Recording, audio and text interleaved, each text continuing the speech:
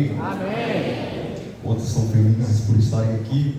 Glória a Deus. Eu estou feliz e eu estou grato a Deus por conhecer mais uma parte do seu povo. E que parte maravilhosa! É um prazer estar cultuando a Deus com vocês, experimentando desta unidade que é perceptível entre vocês.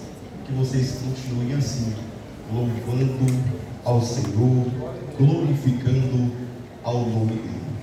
Eu estou grato a Deus por essa oportunidade, mas também tenho que expressar a minha gratidão a toda a coordenação do campo Marcel. Tenho que expressar a minha gratidão a toda a liderança que fez este convite e aprove a Deus que estivéssemos aqui com vocês. Estão fazendo um trabalho maravilhoso e tudo é para a honra e glória do Senhor Jesus Cristo.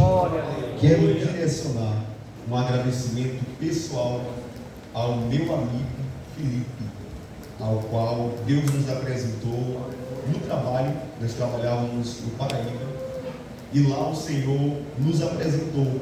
E quem diria que esta amizade que iniciamos lá culminaria neste culto, desta forma, e como o Senhor está fazendo com que aconteçam as coisas neste momento. Ele está no controle de todas as coisas. Louvo a Deus também pela vida do nosso líder, o nosso pastor Ricardo Braz, ao qual está aqui nessa noite, nos honrando com a sua presença. Que o Senhor abençoe. Tenho uma grande admiração por ele. Acho que é a primeira vez que eu estou com ele pessoalmente. E eu tenho uma grande admiração por tudo o que ele vem realizando dentro do estado do Piauí. Realmente o Senhor tem o levantado e tem feito grandes coisas através da vida dele. Que o Senhor continue fazendo assim, para a honra dele e glória dele também. Gostaria também de ressaltar a minha gratidão a Deus por estar aqui com o nosso pastor Freitas, ao qual também é um homem ao qual nos espelhamos. É uma das grandes lideranças do nosso Piauí e é um homem ao qual ouvimos muito sobre ele. Quero deixar aqui o meu abraço do meu pastor presidente, pastor Antônio Francisco, diretamente para a pessoa dele. Que o Senhor o abençoe grandemente. Aleluia. Fiquemos de pé nesse momento. Vamos ler o texto ao qual foi proposto para o tema desta semana da juventude. Gálatas, capítulo de número 5, versículo de número 22 e 23. Amém?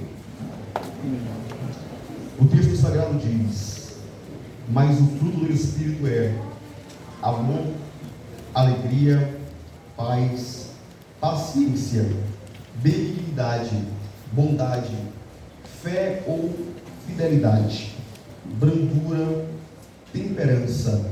Contra essas coisas não há lei. Repita comigo: fidelidade. Contra essas coisas não há lei. Tome o seu assento nesse momento.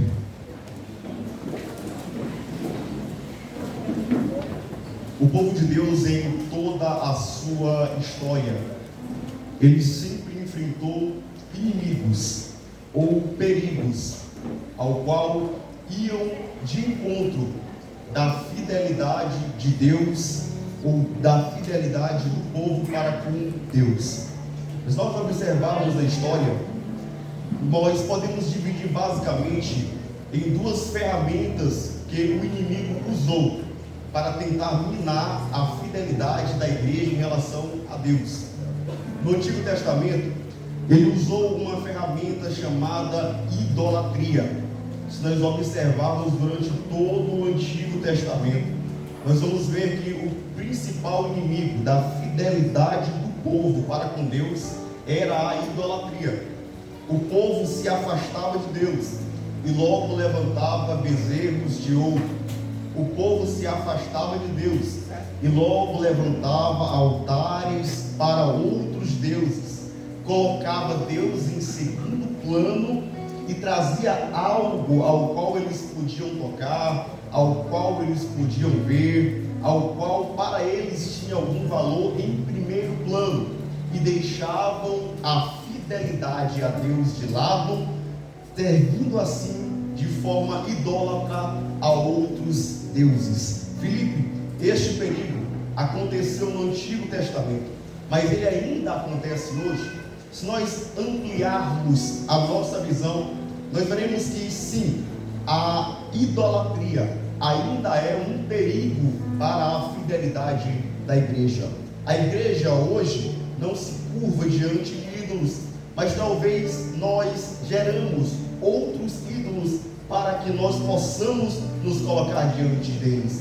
Se nós observarmos a palavra do Senhor, se nós observarmos o contexto ao qual estamos vivendo, nós vamos ver que assim como aqueles homens do Velho Testamento colocavam diante de si ídolos e colocavam eles em primeiro lugar e deixavam Deus em segundo lugar, rompendo assim a aliança de fidelidade que tinham com Deus, geralmente quando nós colocamos outras coisas acima do nosso relacionamento com Deus, nós estamos negociando a nossa fidelidade com Deus. E isso também é idolatria. Se você coloca coisas acima do seu relacionamento com Deus, se você coloca pessoas acima do seu relacionamento com Deus, se você coloca relacionamentos acima do seu relacionamento com Deus, você está negociando a sua fidelidade.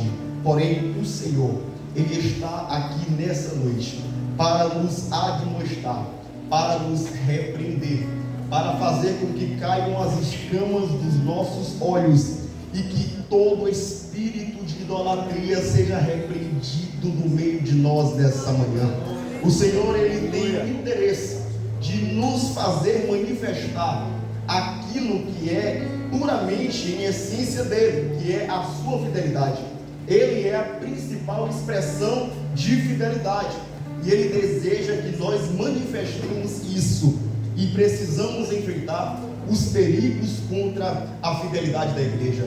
No Novo Testamento, um outro perigo se manifesta, um perigo talvez ainda mais forte, pois ele se manifestava de várias frentes.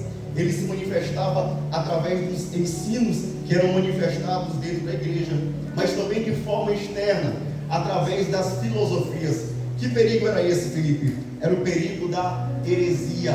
Se nós formos observar os grandes homens de Deus que foram levantados no Novo Testamento, os apóstolos que serviam a Cristo e serviram a igreja, ali na igreja primitiva, o principal inimigo que eles enfrentaram certamente foram os hereges, os falsos profetas, aqueles que declaravam ou que disseminavam mentiras no meio do povo de Deus.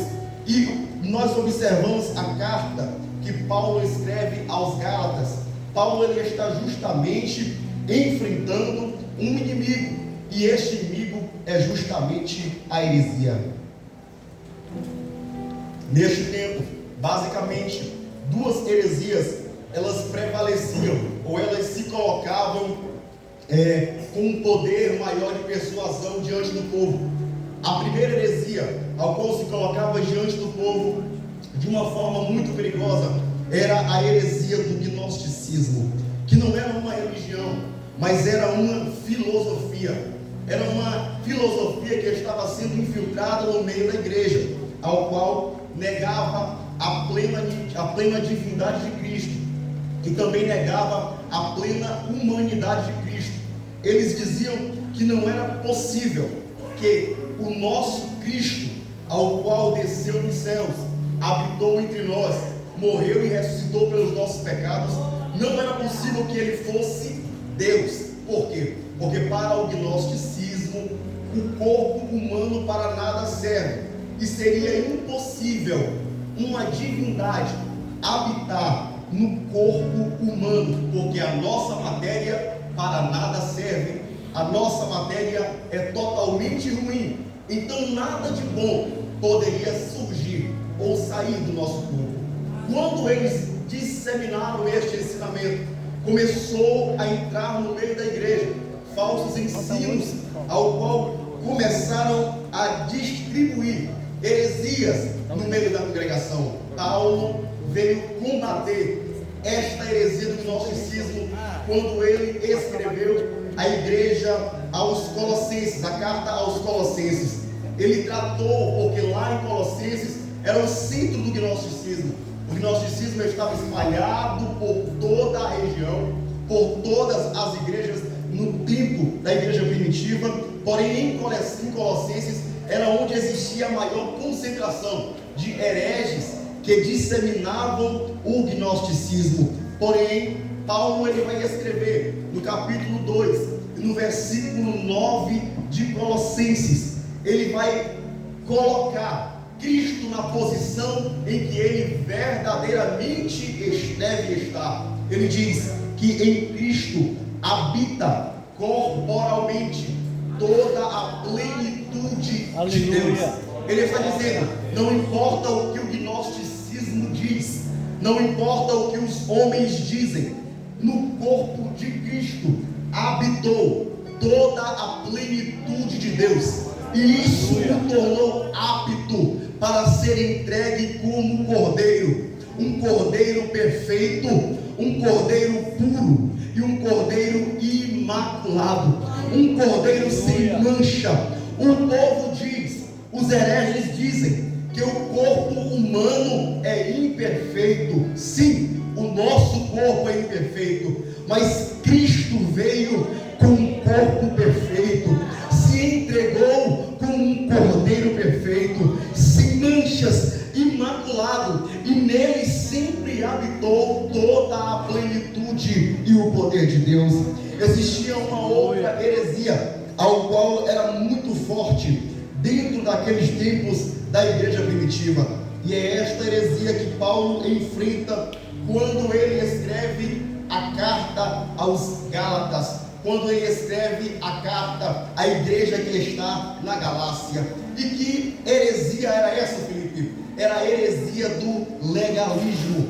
Paulo combate principalmente o legalismo quando ele escreve a carta aos Gálatas. Mas o que é o legalismo? O legalismo nada mais é do que uma religião que se fundamenta e se sustenta em regras que estão além daquilo que a Bíblia ensina.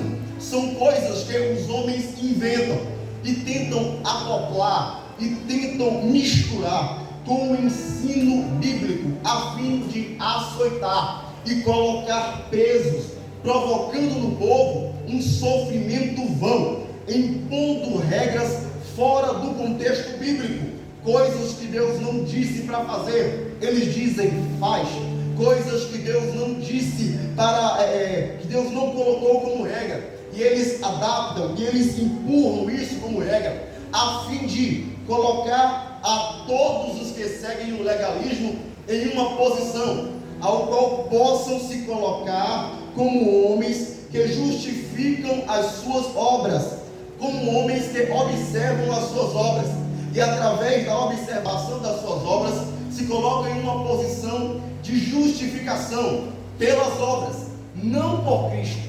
Este era o perigo do legalismo, levava o homem para a justiça própria. O homem observa as suas obras e diz: as minhas obras são boas, logo eu serei salvo por causa delas. Aquele irmão que não pratica as mesmas obras que eu, ou que não é tão forte quanto eu, ou que não se veste tão bem quanto eu, ou que não está na mesma posição que eu, ele não pratica as mesmas coisas, logo eu olho, julgo e condeno, porque em mim habita a justiça própria. Porém, Paulo ele vai condenar a prática da justiça própria, porque ele entende, e assim faz com que nós entendamos também, que a salvação não é pelas obras, como prega o legalismo. A salvação é pela fé em Cristo Jesus e por aquilo que Ele fez na cruz do Calvário.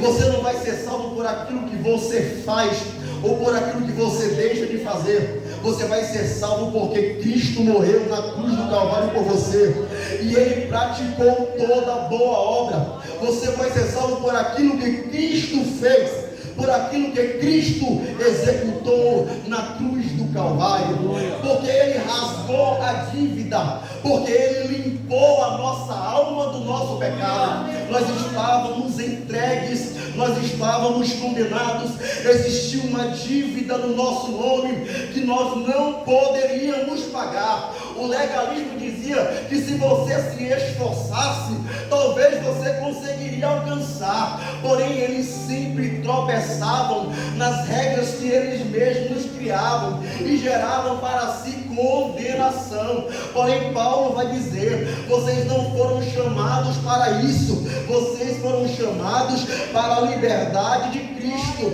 que vos libertou da escravidão da lei. Agora vocês vivem em Cristo. Cristo cumpriu a lei, logo vocês em Cristo estão livres de toda condenação, pois nenhuma condenação há para aqueles que estão em Cristo Jesus. Paulo ele vai tratar deste ensino contra esta heresia do legalismo. No início do capítulo 5, ele vai afirmar desta liberdade, ao qual Cristo nos fez conquistar, ao qual Cristo conquistou por nós. Ele vai dizer que não nos submetamos outra vez ao jugo da escravidão, o jugo da escravidão da lei, porque nós não conseguimos produzir por nós mesmos, por nossa própria vontade. Nós não conseguimos produzir boas obras, ou nós não conseguimos produzir bons frutos. Por quê? Porque a nossa natureza carnal, a nossa natureza é inclinada para a carne, é inclinada a fazer coisas ruins. A nossa natureza, ela é depravada.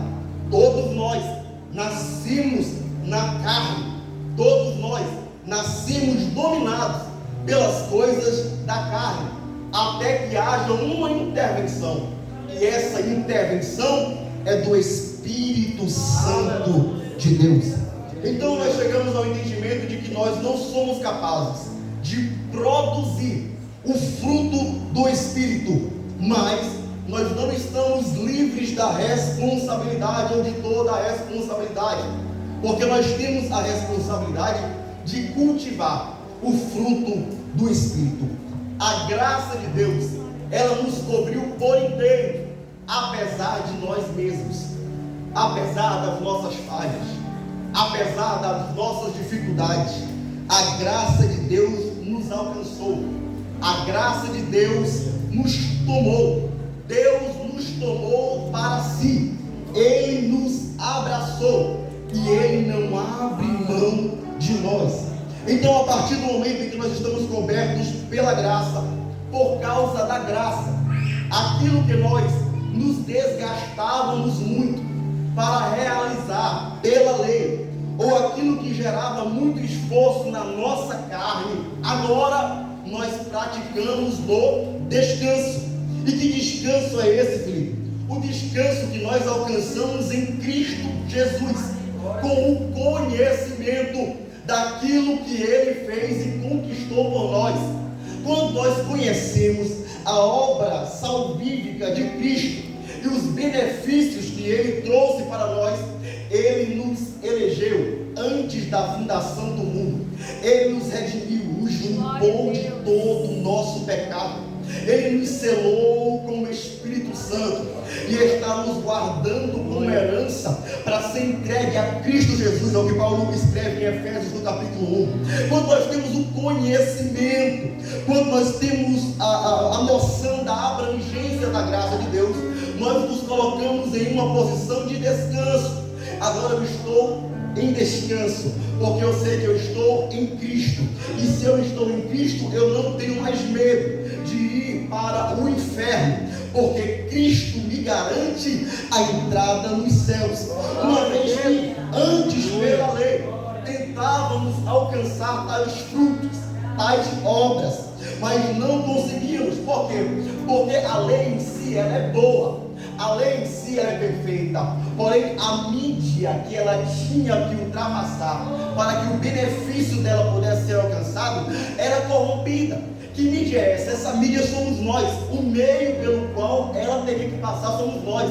E quando esta lei tem que passar para ocupar, para viabilizar, para tornar útil os ensinamentos, os benefícios, para que nós possamos alcançar aquilo que é bom, logo a lei que é perfeita, ela não passa, ela está inviabilizada por conta da nossa carne. E o que antes deveria gerar benefício, o que antes deveria gerar fruto, agora passa a gerar condenação. Mas debaixo da graça e debaixo da convicção que Cristo cumpriu a lei e me fez estar nele e caminhar com ele, surge aí uma nova inclinação. Estando em Cristo, estando edificado nele, enraizado nele, como diz Paulo aos Colossenses, no capítulo, versículo de número 7, versículo número 8, enraizados e edificados nele, agora surge essa inclinação. Esta inclinação, ela surge na certeza do amor de Cristo por nós, no crer que a morte dele foi suficiente para aniquilar, para exterminar todos os nossos pecados. Essa certeza nos faz descansar em Cristo, porque agora temos paz em Deus. Nenhuma condenação há para os que estão em Cristo Jesus. Agora, glória a Deus.